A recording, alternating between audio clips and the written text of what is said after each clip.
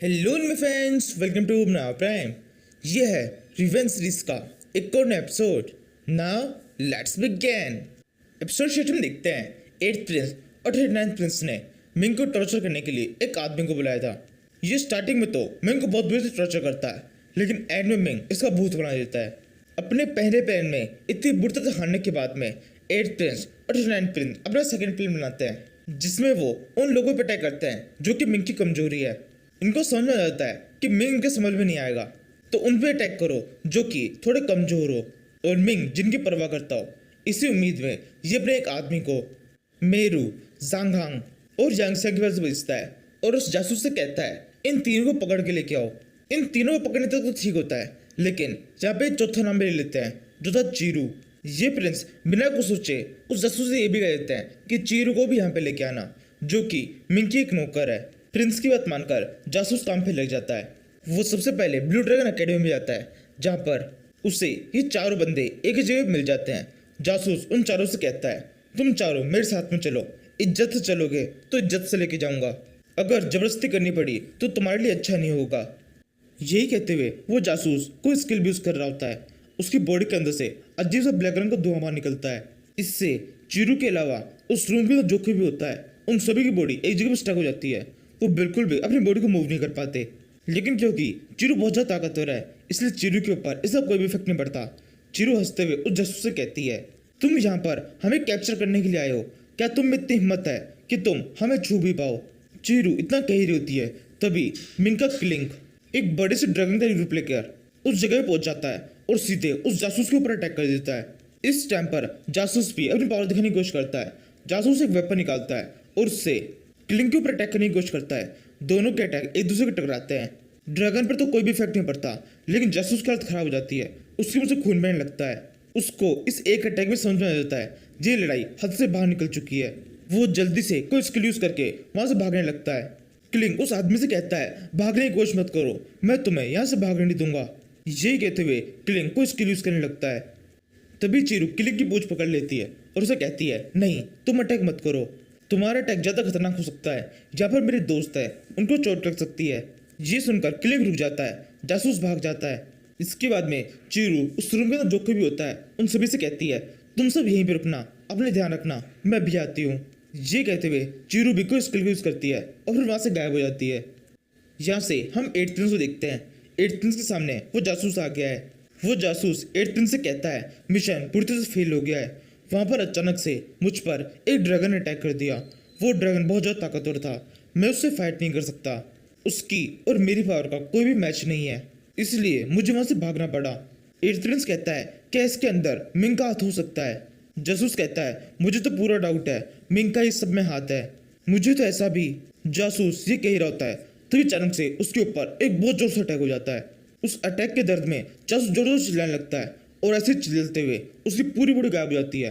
वो धूल बन के हवा में उड़ जाता है। उस जासूस के ऊपर ये अटैक इतना जल्दी होता है कि बिल्कुल दिखाई नहीं देता ये अटैक किसने किया और अटैक हुआ कहाँ से। 8th प्रिंस इस टाइम बहुत चौंका होता है। 8th प्रिंस इधर उधर देखता है और फिर कहता है कौन है यहाँ पर। तभी 8th प्रिंस के मुंह पर भी एक थप्पड़ आके पड़ जाता है। जैसे ही 8th प्रिंस उस थप्पड़ के इम्पैक्ट से बढ़ता है उसे दिखाई देता है वहां पर आसपास में और कोई भी नहीं है। 8th प्रिंस जोर चिल्लाने लगता है यहाँ पर कौन है जो मेरे इस तरह थप्पड़ मार रहा है, क्या कोई भूत यहाँ पर आ गया है। तभी हम देखते हैं उस रूम के अंदर चीरू है जो कि 8th प्रिंस के पीछे खड़ी हुई है। चीरू जल्दी से 8th प्रिंस के हाथों पकड़ लेती है और फिर हंसते हुए 8th प्रिंस से कहती है क्या तुम फील करना चाहोगे जब बॉडी की हड्डियां टूटती है तब कैसा दर्द होता है। फील करके देखो, ये तुम्हारे लिए एक शानदार एक्सपीरियंस होगा। ये सुनकर 8th प्रिंस के पसीने छूटने लगता है। चीरू पूरी निर्दयता से अपनी मुट्ठी को ताकत से बंद कर देती है।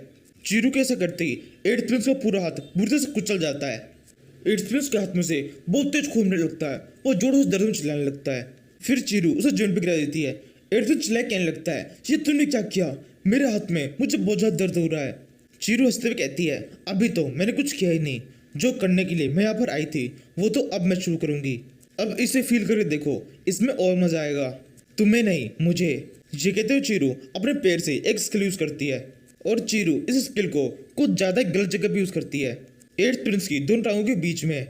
फिर चीरू उस स्किल को यूज करते हुए अपने पैर से एक जोर से लात उसी जगह पे मार देती है, जिससे वो छोटा सा स्किल का बैरियर बना होता है वो भी उसी जगह पर टच होता है। एट्थ प्रिंस की हालत इससे बहुत ज़्यादा खराब हो जाती है, वो जोर जोर से चिल्लाने लगता है। इसके बाद में हम वापस से उस ब्लू ड्रैगन अकेडमी का सीन देखते हैं। ज़ैंग हैंग, मीरू और यांगसिया ये तीनों के तीनों कियांग के आसपास में खड़े हुए हैं। मीरू कियांग को देख कहती है, क्या तुम सच में मिंग के पालतू स्नेक हो? यही कहते हुए वो दोनों लड़कियां क्लिंग की बॉडी के ऊपर टच करने लगती है और उसे कहती है, तुम्हारी बॉडी काफी ज्यादा स्मूथ है। क्लिंग को इससे बिल्कुल भी अच्छा नहीं लग रहा होता है। वो कहता है, मैं कोई स्नेक नहीं हूँ, मैं एक ड्रैगन हूँ और प्लीज इस तरह से मुझे छुओ मत, मुझे बहुत ज्यादा गुदगुदी सी फील हो रही है। तभी चिरू वापस से उस जगह पहुंच जाती है। ज़ांग हैंग चिरू को देखता है और उसे कहता है, वहां पर सब कुछ कैसा रहा? तुम्हें पता पड़ा उस आदमी को यहाँ पर किसने भेजा था? चिरू कहती है, हाँ पता चल चुका है, और जिसने भेजा था मैंने उसको सजा भी दे दी है। इस आदमी को यहाँ पर एट्थ प्रिंस ने भेजा था, जिसकी हालत मैं काफी ज्यादा खराब कर चुकी हूँ। क्लिंग कहता है, इससे उससे कुछ भी नहीं होगा, वो रॉयल फैमिली में रहता है। रॉयल फैमिली में काफी शानदार तरीके की ट्रेजर है, उनकी मदद से आप जब उसे कितनी भी चोट बचा दो, वो एक रात के अंदर ही पूरी तरह से रिकवर हो जाएगा। चीरू कहती है, हाँ तुम सही कह रहे हो, कोई भी नॉर्मल तरह का इम्पैक्ट बड़ी आसानी से वो रिकवर कर सकता है, लेकिन जो मैंने किया है वो बिल्कुल भी रिकवर नहीं हो सकता है। मैंने उसकी बॉडी के अंदर कोई चीज़ इंजेक्ट कर दी है। एट्थ प्रिंस उसे तभी रिकवर कर पाएगा जब वो सुसाइड कर ले या फिर रीइंकार्नेट हो जाए। उसकी बॉडी के ऊपर जिस जगह पर और जिस तरीके से मैंने अटैक किया है वो कभी भी रिकवर नहीं हो सकता। चीरू जिस अंदाज में उन सभी को ये बता रही होती है, उन सभी को समझ में आता है कि चीरू क्या करके आई है। और अब ज़ैंग हैंग को एट्थ प्रिंस के लिए थोड़ा बुरा लग रहा होता है। वो चीरू से कहती है, तुम बहुत ज़्यादा क्रूर हो। यहाँ पर ज़ैंग हैंग को चीरू के मुँह से सुनकर ही एट्थ प्रिंस का वो दर्द फील होने लगता है। और यहीं पर इस सीरीज़ का ये एपिसोड खत्म होता है। Thank you for watching.